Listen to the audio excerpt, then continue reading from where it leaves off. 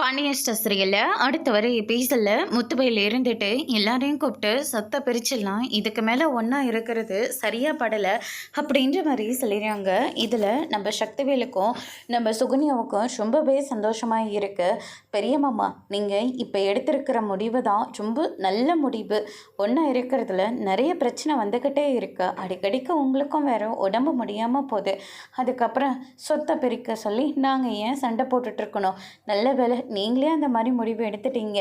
நல்லபடியாக நீங்களே அந்த சொத்தெல்லாம் பிரித்து கொடுத்துருங்க அப்படின்ற மாதிரி சொல்லிட்டு இருக்காங்க.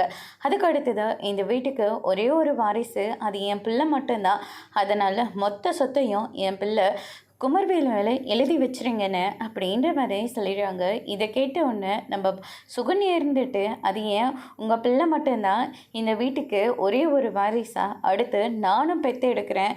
ஏன் இந்த வீட்டுக்கு ராஜியும் இருக்கா? இல்லை ராஜிக்கும் சேர வேண்டியதெல்லாம் ஒரு பங்கு இருக்குல்ல அப்படின்ற மாதிரியும் சொல்லிட்டு இருக்காங்க. அவளை என்ன நாமளை பார்த்து பார்த்து கல்யாணம் பண்ணி அனுப்பி வச்சோம்?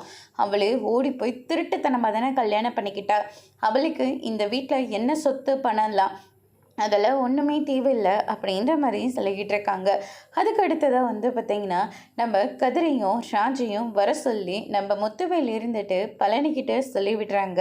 எதுக்குன்னு இப்போ போய் தேவையில்லாமல் அவங்களெல்லாம் இங்கே வர சொல்கிறதுக்கு. அதுக்கப்புறம் நம்மக்கிட்ட இருக்கிற சொத்தை பார்த்த உடனே அந்த வீட்டு மாப்பிள்ளை ரொம்பவே வயிறு எறிவா அப்படின்ற மாதிரிலாம் சொல்லி சண்டை போடுறாங்க. அதோடு முடிச்சிருக்காங்க.